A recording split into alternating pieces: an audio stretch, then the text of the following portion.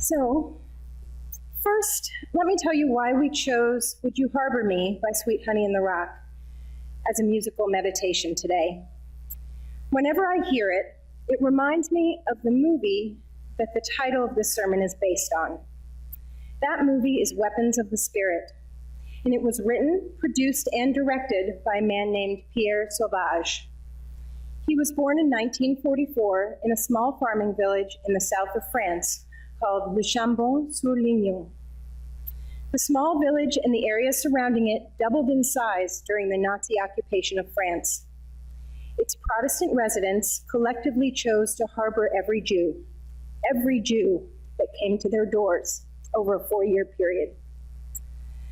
No one was turned away. 5,000 Jews were freely given safety and shelter and friendship by 5,000 Christians. I watched this movie at a Meet the Author event at a synagogue when we lived in Denver, Colorado. My memory of it, which could be cloudy, but I like this memory, was that there is a point in the movie when the viewer realized that even the soldiers whose job it was to find and capture any Jews had stopped doing that job. They talked to the residents, maybe noticed some new faces around town, accepted whatever explanation was given, and moved on. That's when the author, who also narrates much of the film, says, "Could it be that you never know who might get caught up in a conspiracy of goodness?" So, I'm hoping that the information I just gave you was nice to hear, but also that it might make you forget that I'm supposed to be talking about the day that changed my life. So, in case you didn't forget that that's supposed to be the sermon topic, here comes a connection, a very long, very thin string of connection. I'm probably flat out cheating, but anyway. I'm going to tell you about a few different days that changed my life and the connection to conspiracies of goodness. Because, well, that's what I want to talk about. So I don't know about you, but lately I've been feeling like the world, and particularly our country, has gotten caught up in a conspiracy of violence and hate and division and lack of understanding. So, summer topic be damned, I'm going to talk about conspiracies of goodness. One of the days that I will tell you about probably really did change the entire course of my life. Or at least it opened up a much smoother and likely quicker path for me to travel in getting to where I am today. The other days changed my life for the better for a while leaving me with a broader, more hopeful view about the future and its opportunities. And the last day I'll tell you about, which is really several days, led me to this church. All of the days that I will tell you about involve non-obligatory, maybe even inconvenient acts that benefited me and sometimes many others, with no expectation on a return on the investment of kindness. And what I love about random acts of kindness is that they are sometimes contagious. I think it was Aubrey that said random acts of kindness in response to what goodness means. One of the days that changed my life was the day in 5th grade when an amazing man who had already begun a conspiracy of goodness showed up at PS 59. In New York City, the public schools are numbered, and I attended from kindergarten through 6th grade, public school 59. Jacques D'amboise, whose career as a principal dancer for the New York City Ballet was winding down, had begun in 1976 a free dance program for New York City public school students. He began with just 30 boys who did their first performance in 1977, at the end of the school year. But by the time he came to PS 59 in 1980, he was recruiting 1,000 children, girls and boys, from across the city. I had already been dancing for about 4 years by then, and I honestly didn't have any idea who Jacques was or how famous he was. But any time that anyone asked me to dance, I did. That's pretty much still true now. In fact, today, no one has asked me to dance, but I'm going to at the end of this sermon. Like I said, I'd already been dancing for 40% of my life, and I'm pretty sure that I thought quite highly of my skills. So I auditioned and was chosen to participate in the National Dance Institute program that year. Well, this was not your typical free public school program. As their current mission states, National Dance Institute uses dance as a catalyst to engage children and motivate them toward excellence. And even before programs had websites and mission statements and marketers, that was exactly what they were doing. They gave regular public school children, most of whom had never taken dance classes and couldn't have afforded them, a chance to learn, rehearse, and perform something wonderful. And when I say perform, I mean perform. Few of us have done as prestigious a performance since that time. Here's what Jacques did for us back in the early 80s. He showed up at our school every single week without fail to teach us dance steps that he made up on the spot, which is not very easy to do. Then we rehearsed the steps over and over. He would keep our attention by describing fantastical scenes that we would act out in dance. He would say, okay, you've got the steps. Now, there's a dragon right there. It's huge, and you're gonna kick its teeth out. Ready?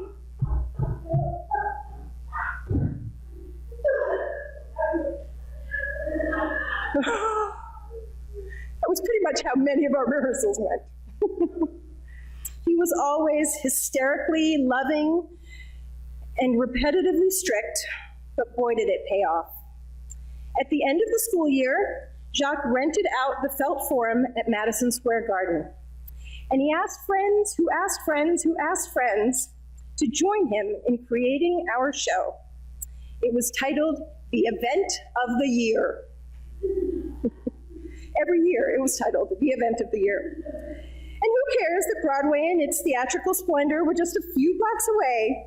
11-year-olds were performing the event of the year. We performed a free dress rehearsal for the public on the first night and a paid but not too expensive performance for those with means on the second night.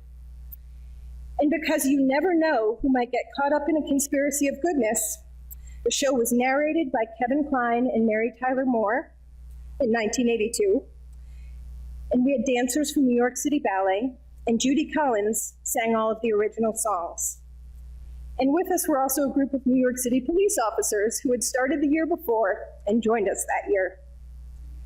So if you can imagine, young kids in public school getting to dance at Madison Square Garden with incredible stars, it just changes your whole outlook on what's possible. My time participating in NDI also included another experience that has influenced my life in what I think is a significant way. And hang on, I need a tissue. Sorry.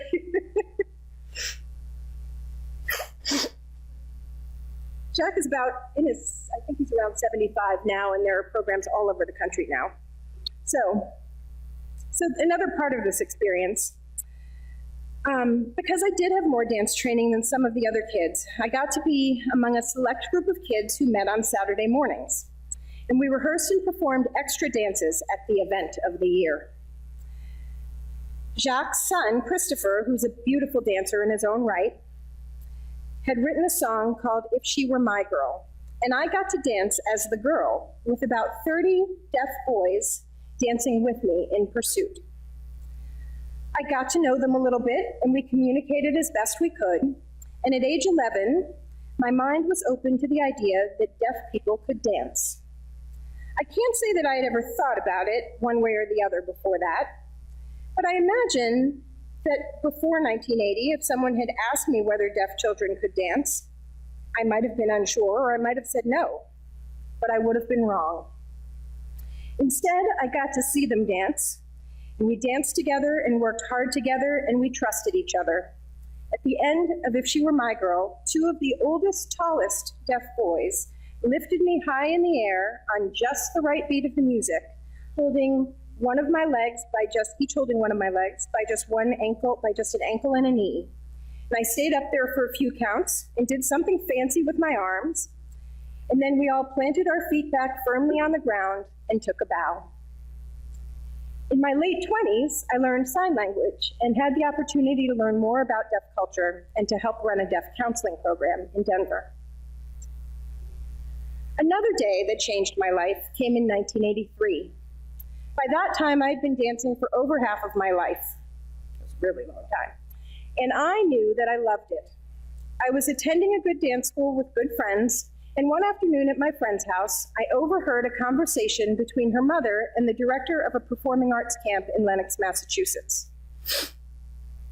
I heard my friend's mother tell the camp director about their friend who loved to dance and was good, but didn't have the money to attend the camp. She wondered whether the camp might have scholarship funds.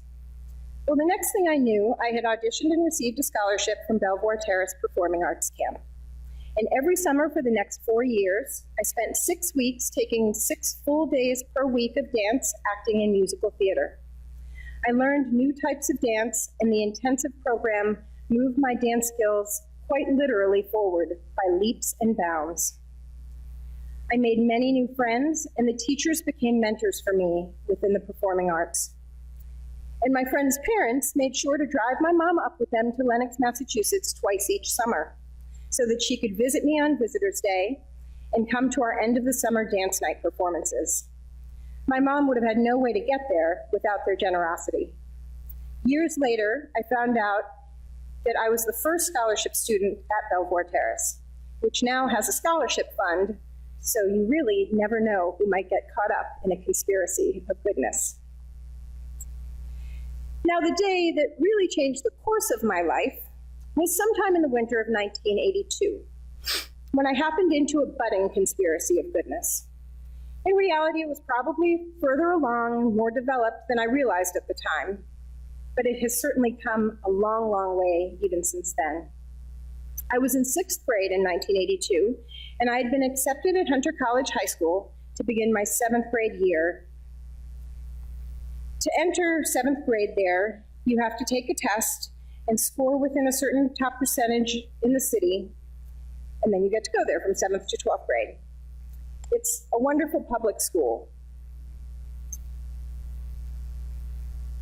And that was really my plan, until my 6th grade teacher called my mother one afternoon with the suggestion that she have me apply to a couple of private schools in the city that were increasing the number of students that they admitted on scholarships.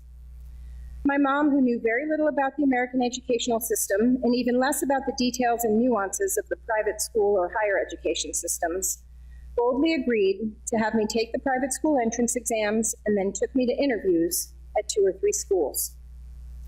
The Brearley School, where I attended on a generous scholarship from 7th to 12th grade, invited 2 Black girls, oddly enough, both of us are named Karen, to join the class of 1988. We both thrived, and a few more girls of color and girls needing financial aid came and joined our class during the subsequent years before we all went off to college, as all Brearley girls do. At Brearley, for the first time, I saw a level of wealth that is still completely foreign to me, but it was then and is now even more, combined with progressive thinking and compassion that has created a genuine and consistent fostering of social justice work at that school. Brearley divested their funds from all South African companies at the students' request in 1987, after 2 other African-American students who were 2 years ahead of me did an auditorium presentation about apartheid. They've continued to grow their scholarship funds. They've had a Black headmistress for 8 years. She just left a couple of years ago. And they were touted last year as the 2nd best private school in the country, with no local, state, or federal dollars to draw from, and despite a whopping $45,000 tuition for the upcoming year. Brearley's student body is going to be 49%, is currently 49% girls of color. It's an all-girls school. And they will spend $5.4 million from the school's endowments and donations for financial aid to students in the 2016-17 year. And Brearley's conspiracy is not simply one of tolerance or of surface commitment to diversity. It is truly a conspiracy of goodness.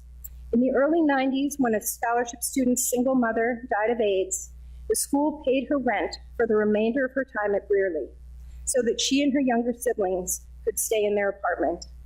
They committed not only to her education, but to her family's well-being. Jonathan Kozol, a writer on public education disparities, reminds us, as he talks about individual scholarships, that charity is not a good substitute for justice. But in a world in which the issues can sometimes seem too big to tackle, I take another quote from Kozol. He says, "Pick battles big enough to matter, small enough to win. Contributing what I can to the Brearley School Scholarship Fund each year is my way of doing that and of joining the conspiracy. I may not be able to change the public education system, but I can contribute to educational opportunity for one girl at a time." I actually did end up picking a larger educational battle in 2005, and that seems to have been won to some degree. It's the story of the last day or large group of days that changed my life. And it ultimately led me to becoming a Unitarian Universalist. In 2005, I joined a small group of parents who wanted to create a free public charter school focused on foreign language immersion in the Denver area. Our tireless leader, who founded the idea and did really 99.9% of the work, was Reverend Kirk Lodeman Copeland, who's a Universalist minister. At the time, he was at the First Universalist Church of Denver. Over the next approximately 730 days that changed my life, we learned as much as we could about charter schools and language immersion and specialized visas and teaching licenses. We talked to people in the community about the type of school they would want their child to attend. We designed a general framework for teaching subject content to children in languages other than English. We hired a fabulous principal and educator to flesh out that idea and to make the adjustments that we would need to survive the testing environment that is out there due to No Child Left Behind. Finally, we brought teachers from China and from different countries in Latin America and brought them together with American teachers interested in our global language concept. Over those 2 years of startup and in the first 2 years of the school's existence, I think we genuinely improved the free education offerings in the Denver area. In September 2007, Global Village Academy opened its doors with 276 students. Families chose to put their children in either the Spanish or the Chinese track. The kindergartners spent 100% of their school days speaking that world language. The first and second graders spent 80% of their day speaking Spanish or Chinese.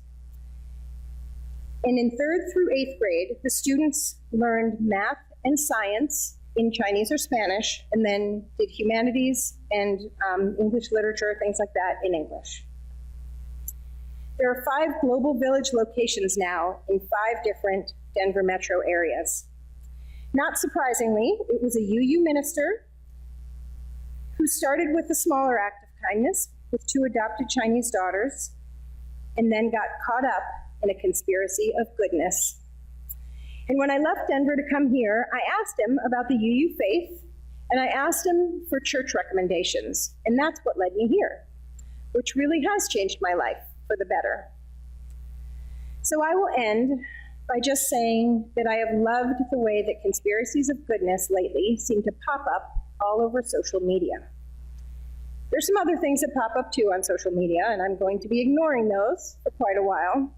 But there are some really neat conspiracies of goodness happening. We see heartwarming stories or opportunities to volunteer that move us to action in our communities. And sometimes we even see GoFundMe campaigns that someone starts for a complete stranger, and then it gets funded by other complete strangers because the story resonates and lives are changed. Not all individual acts of kindness will grow. At worst, when we go out of our way to offer kindness, one important person with inherent worth and dignity is helped, and that's pretty good. I also secretly hope that each time I do something nice, that it might cancel out some of the choice words I say when I'm driving in my car and things like that. I don't know if that'll actually help, but it's worth a try, I figure. And at its best, an individual idea or act of kindness to help one person will grow into a conspiracy of goodness, and you just never know who might get caught up in it. Thanks. So now, so I'm going to move the chancellor. I'm going to move the podium, whatever, is that what it's called? Lectern, okay. And I'm going to dance. Just like I said, you didn't ask, but I'm going to do it anyway.